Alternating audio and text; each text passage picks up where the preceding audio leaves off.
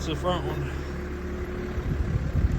And the back one is hanging up on the big pile of grease in there, probably. It's almost to fall down.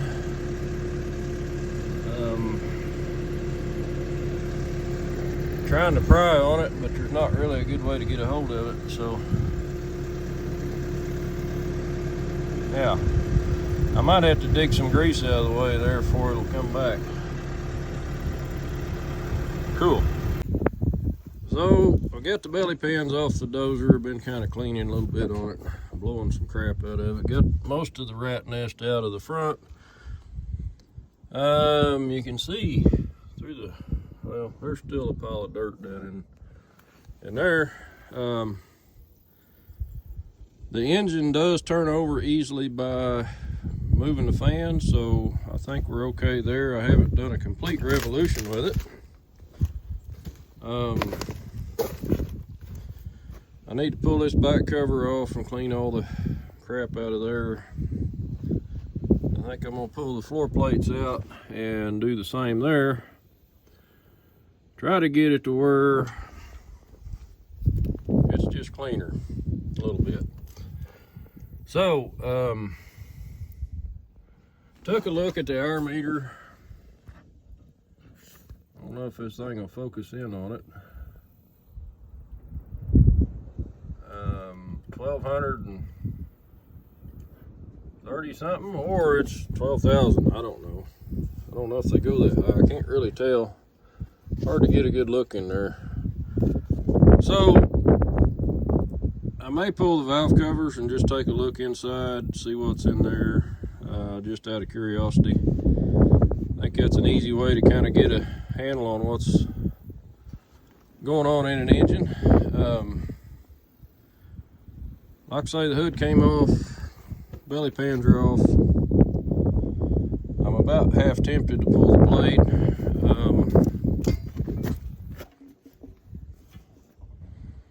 Just to get it out of the way. I am missing my grill. Hopefully that guy can find it. He said he thought he had it around there somewhere.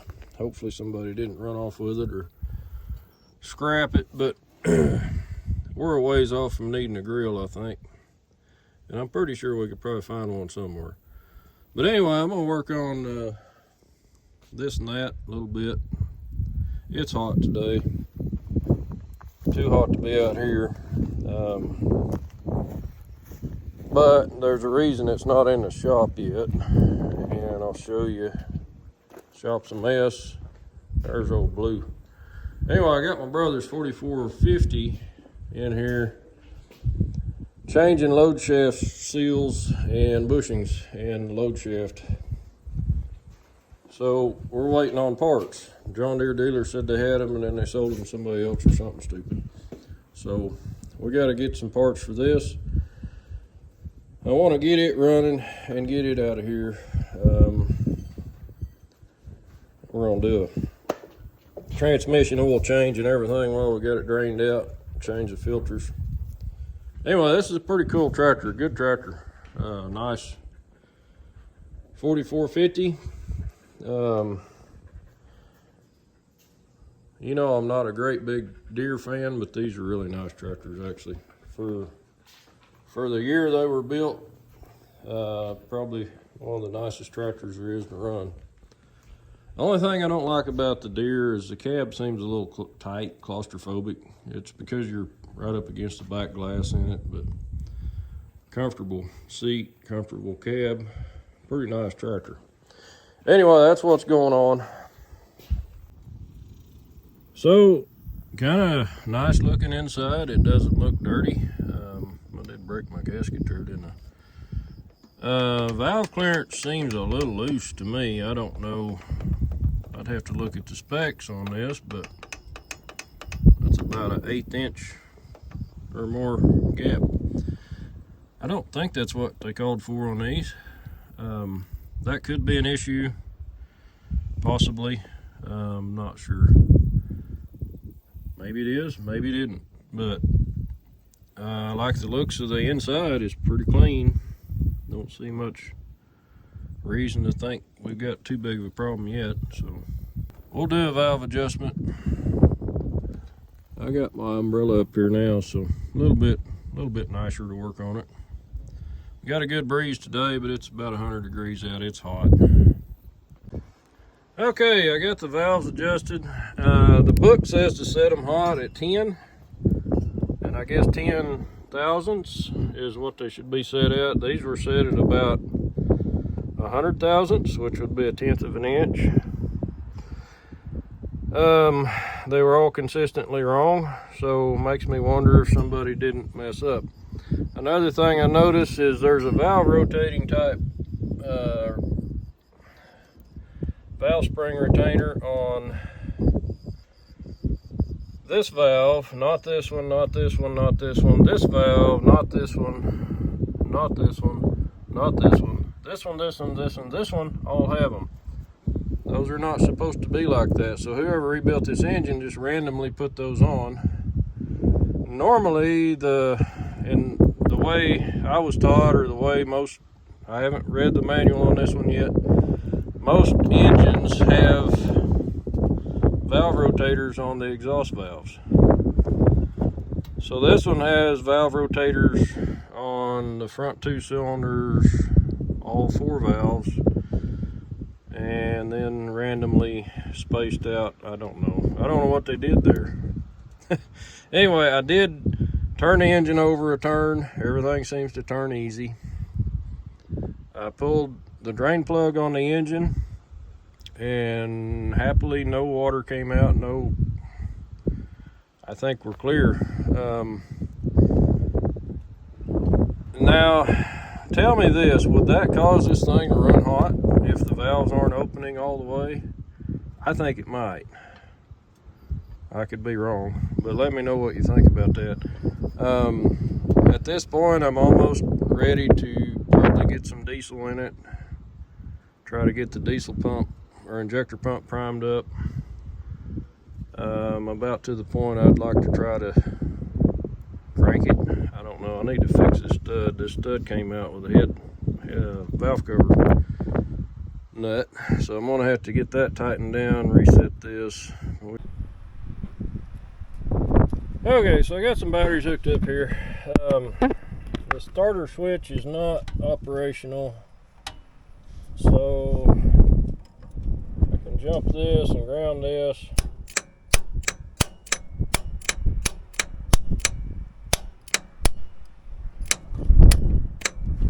Sounds like our starter's not working right. Okay, so I got the top off of this. Well, hang on there, camera. I got the top off of this solenoid, and I figured out that there's a lot of corrosion on these points. And I think it may be the problem. I pulled the starter, but I probably didn't need to. Starter seems to spin freely.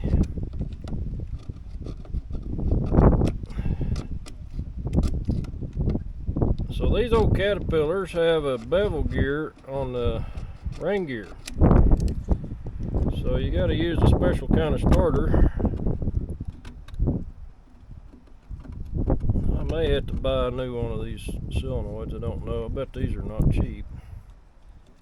Hoping I can clean it up, get it to maybe produce some juice.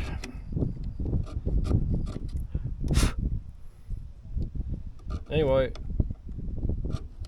not a lot of these can be taken apart like this one can, so I might get lucky here, don't know. It's gonna take a bit to bleed the system up.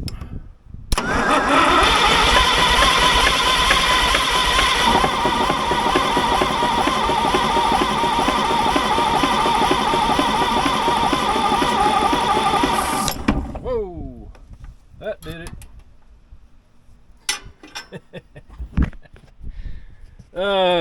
Never trust these little cheap things. She fried. We got lead everywhere. We're getting diesel though. We got her primed up.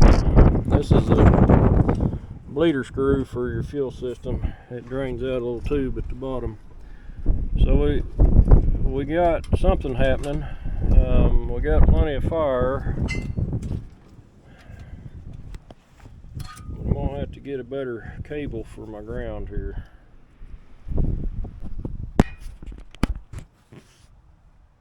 Okay, we've got a different battery cable on here.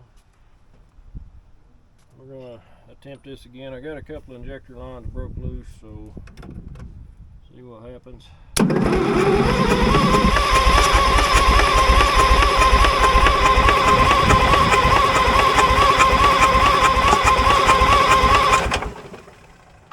We are getting fuel.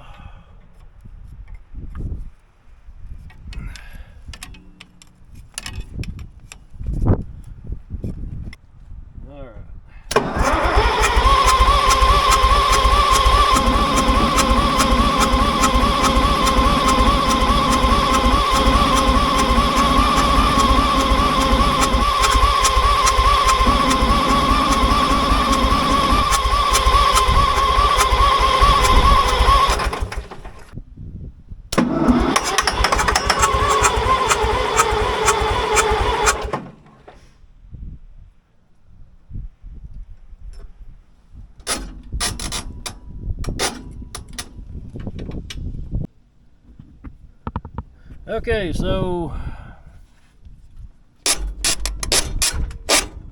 I noticed it didn't make any difference which way the throttle was set. It's not pumping fuel. And the rack, there's a rack in here that should move whenever you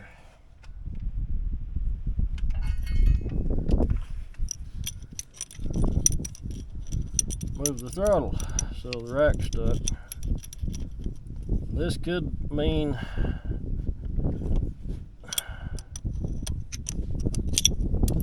this could kind of be disastrous. That one there's moving.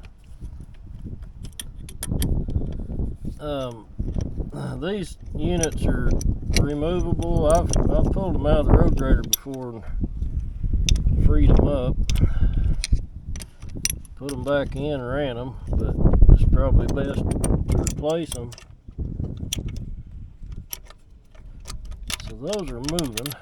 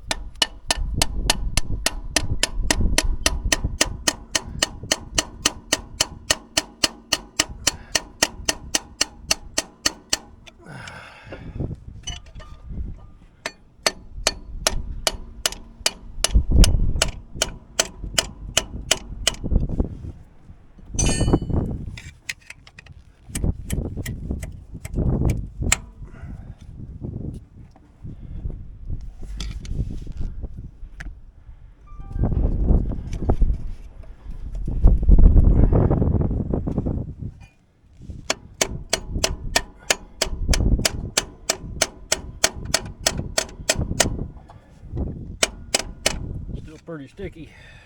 It's getting better.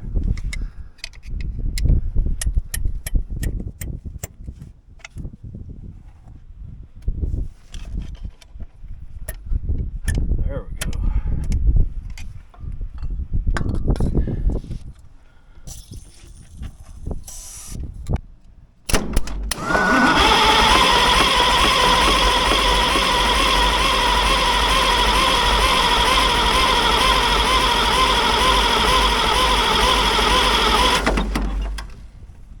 Got several of them stuck.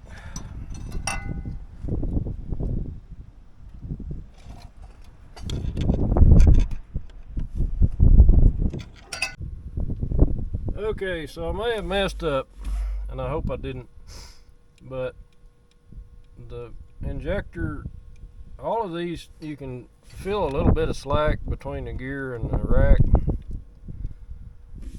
All of them are turning freely except for the first one, and that's the one that was sticking the worst. So I hope I haven't messed up the calibration on it by turning that gear, but I might have. So I'm going to pull that one off, and hopefully we'll get it unstuck.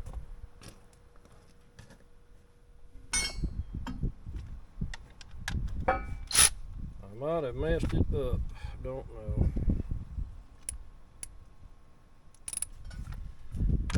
But we'll see what happens if we take this off.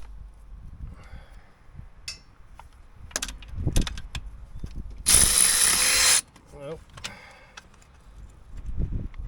where's that one at?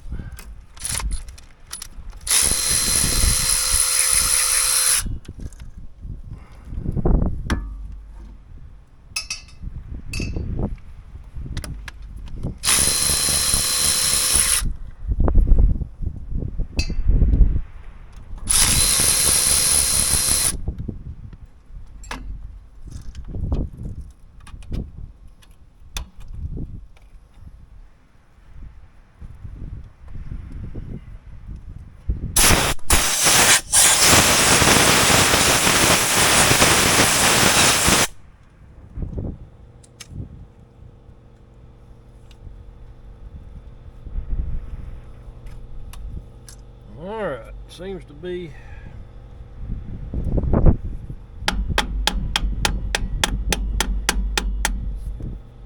somewhat loose.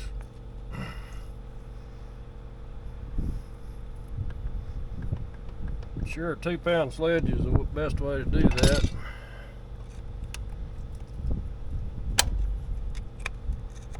Okay, this is the problem, since it is stuck.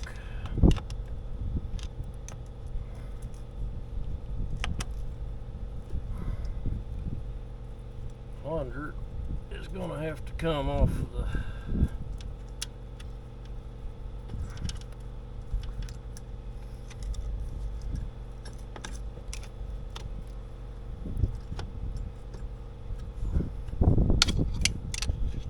fork.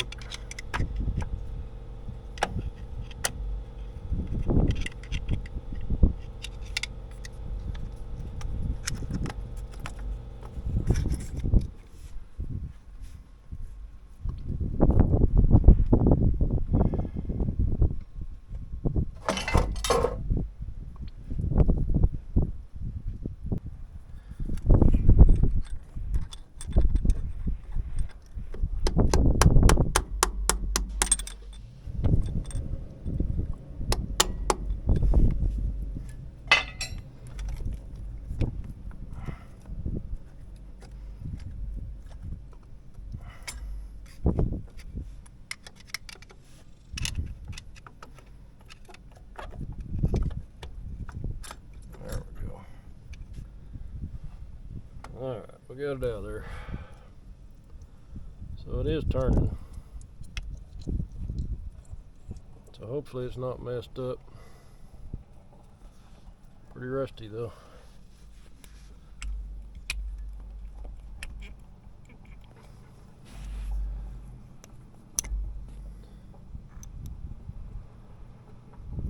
So we'll take some really fine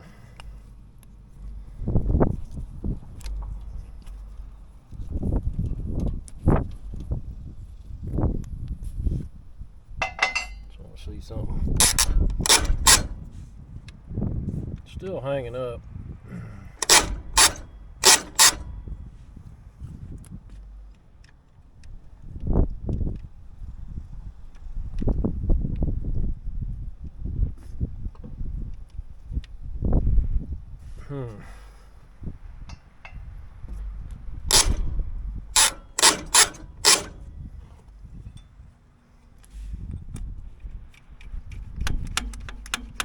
Okay, that seems to be working now. Pretty free.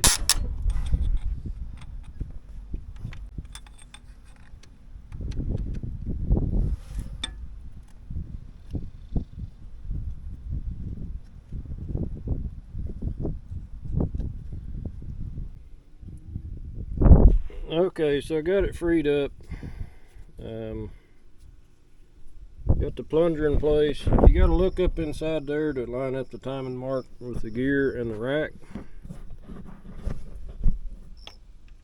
And hopefully this will work now.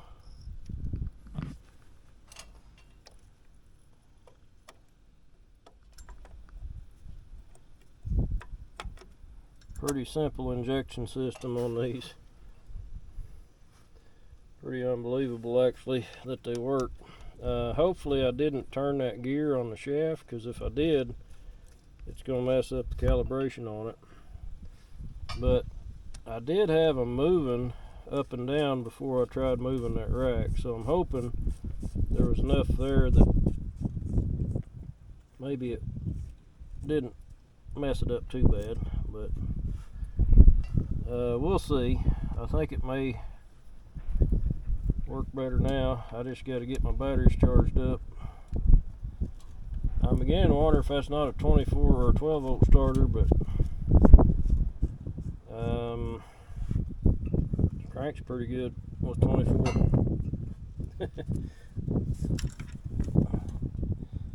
So, am I doing this right? Probably not. If I was restoring this dozer to make it run, you know, like a new one, it probably would have been better to, you know, pull all the injectors and clean them up really, really good, or pull all the pistons out of this, or the plungers on this pump. But anyway, pretty simple system.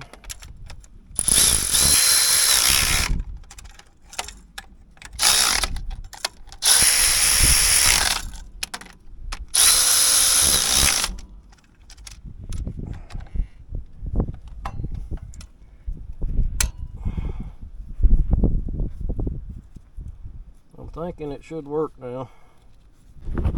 Well, I'm gonna try it tonight, see what happens. It seems to be charged a little better.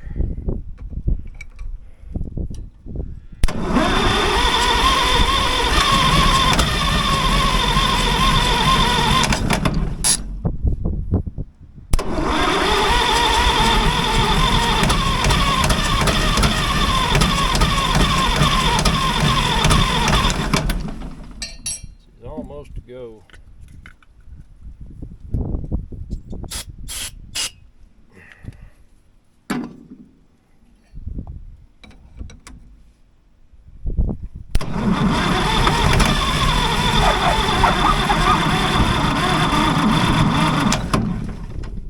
No deal. Quit fighting.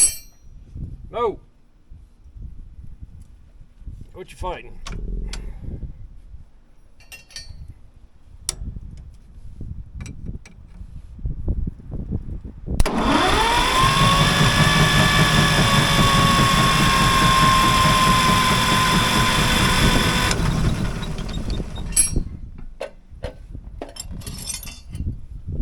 Seems to be pumping now.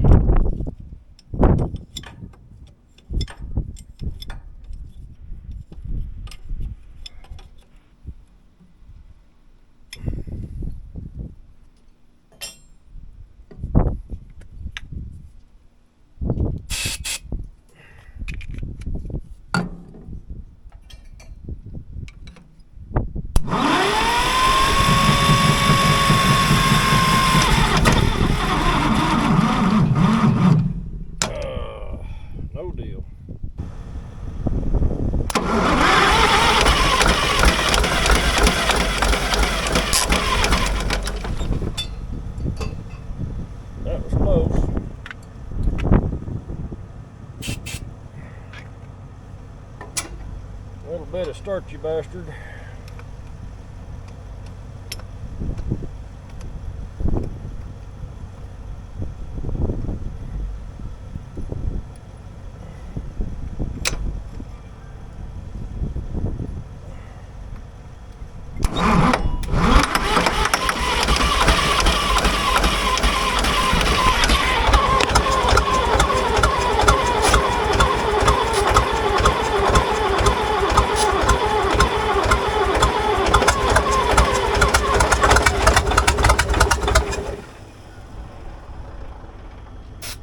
Almost there.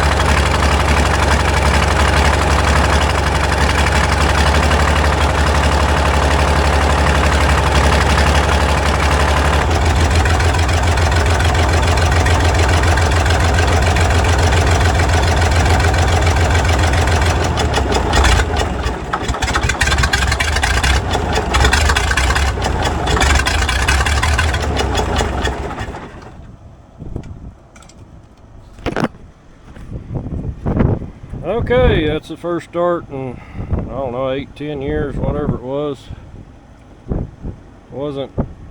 Didn't sound great to me. Sounds a little rough in the lower end.